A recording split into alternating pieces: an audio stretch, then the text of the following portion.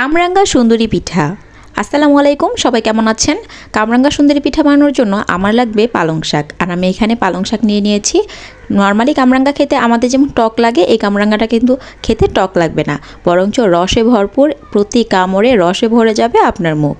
এত মজার এই কামরাঙ্গা সুন্দরী পিঠা দেখে বুঝে গিয়েছেন। অবশ্যই পালং শাকগুলোকে ভালো করে ধুয়ে আমি ব্লেন্ড করে নিয়েছি, আর এখন এখান থেকে রসটা আমি নিয়ে নেব, আর উপরে যে ছাবাটা ওইটা আমার প্রয়োজন নেই, ওটা আমি আলাদা করে নেব। আজকের এই পিঠাটা কিন্তু বাচ্চার মায়েদের শিখে নেওয়া অনেক বেশি উপকারী, কারণ যে বাচ্চারা পালং শাক খেতে চায় না, পালং শাকটাকে এভাবে আপনারা রান্না করে দিতে পারেন। আর পালং শাকে প্রচুর পরিমাণে আয়রন আছে, এটা বাচ্চাদের জন্য অনেক উপকারী। এখন আমি এই রসের মধ্যে একটা ডিম দিয়ে ভালো করে ফেটে নিচ্ছি, আর লাগবে হচ্ছে ময়দা। 1 কাপ পরিমাণ আমি এখানে ময়দা দিয়ে দিয়েছি, আর ভালো করে মিশিয়ে নিতে হবে ময়দাটাকে পালং শাকের রসের সাথে। আর যেভাবে আমরা আটার ডোটা রেডি করি ওইভাবে রেডি করতে হবে। আমার সামান্য একটু লাগবে, তো আমি আরও 1/2 কাপের মতো দিয়ে এখন মিশিয়ে নিচ্ছি। পালং শাকের রসটা একটু বেশি হয়, আমার আরেকটু ময়দা ইউজ করতে হয়েছে। আর এখন দিয়ে দিচ্ছি রান্নার তেল। আমি এখানে তেল ইউজ করেছি 1/2 কাপ পরিমাণ, দিয়ে এখন মিশিয়ে নিতে হবে। আর লবণটা স্বাদ মতো দিয়ে দিবেন, লবণ তো দিতেই হবে। এখন কিভাবে মেশাচ্ছি দেখুন, একদম রুটি যেভাবে আমরা বানাই ওইভাবে বানিয়ে নিতে হবে। আপনারা কিন্তু এটা জাস্ট এভাবে রুটিটা বানিয়েও কিন্তু বাচ্চাদের দিতে পারেন। তবে দেখার সৌন্দর্য, বাচ্চাদেরকে টিফিনে দিতে পারবেন, কোনো গেস্ট আসলে কিন্তু বাসায় আপ্যায়ন করতে পারবেন। যে বাচ্চারা একদম খেতে চায় না তাদেরকে এভাবে বানিয়ে দিলে কিন্তু তারা বুঝতে পারবে না। আর দেখতে সুন্দর লাগলে না, বাচ্চা কেন বড়রা সবাই খাবে, সবার কাছে খুব বেশি ভালো লাগবে।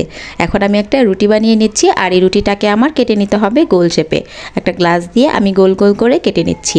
একটা রুটি থেকে যে কটা হবে ওই কটা কেটে নেবেন। আর কিভাবে বানাচ্ছি দেখুন, একদম সহজ পিঠাটা বানানো, জাস্ট এভাবে গোল করে কেটে নিতে হবে। আর এখন একসাথে একটার উপর একটা রুটি আমি দিয়ে দিচ্ছি।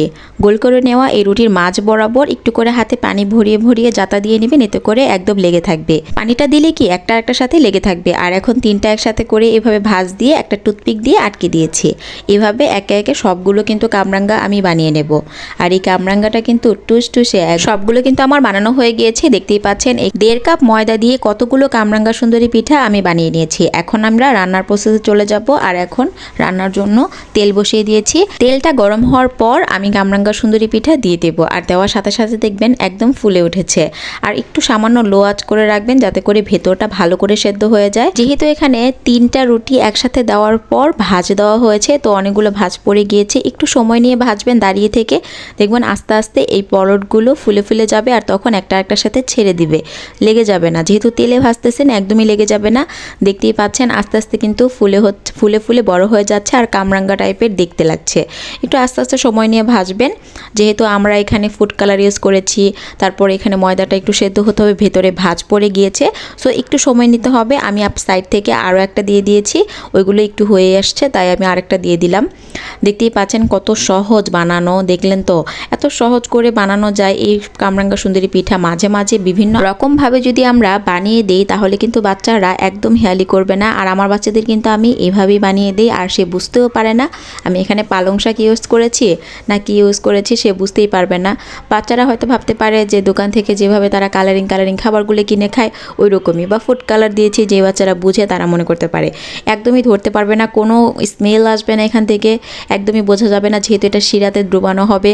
তো খেতে একদম রসে ভরপুর এই পিঠাটা, এত মজার কামরাঙ্গা সুন্দরী পিঠা।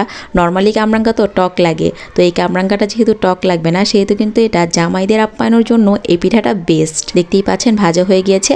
আর এটা না এক্সট্রা একটু রুটি ছিল, তো এটা দিয়ে এমনি ভেজে নিয়েছি। আর এখন আমি শিরাটা তৈরি করে নেব। শিরা তৈরির জন্য আমি 1 কাপ পরিমাণ পানি আর 1 কাপ পরিমাণ চিনি দিয়ে দিয়েছি। আর এখন লাগবে তেজপাতা আর এলাচ। দেওয়ার পর এখন একটু বলক ওঠার জন্য অপেক্ষা করবো। আর পানির রঙটা যখন দেখবেন চেঞ্জ হয়ে গিয়েছে, তখনই কিন্তু বুঝে যাবেন শিরাটা রেডি হয়ে গিয়েছে। এটা কিন্তু মিষ্টি ডুবানোর মতো একদম শিরা করতে হবে না, যে একদম আঠা ধরে যাবে ওইরকম করতে হবে না। বিকালের নাস্তায় কিংবা বাচ্চাদের টিফিনে কিন্তু এই কামরাঙ্গা সুন্দরী পিঠাটা জমে যাবে। অনেক মজার, মেহমান আপ্যায়নও কিন্তু আপনারা রাখতে পারেন। আর এত মজার আর হেলদি একটা রেসিপি বাচ্চাদের বানিয়ে দিলে বাচ্চারা তো পাগল হয়ে যাবে। দেখতে এত সুন্দর, খেতে যে কত মজার, একবার না বানালে কিন্তু বুঝতে পারবেন না। অবশ্যই বাসায় ট্রাই করবেন। আর ভালো লেগে থাকলে সাবস্ক্রাইব করে আমার পাশেই থাকুন। ফেসবুক থেকে দেখে থাকলে একটা ফলো দিয়ে আমার পাশে থাকুন নতুন নতুন ভিডিও পেতে।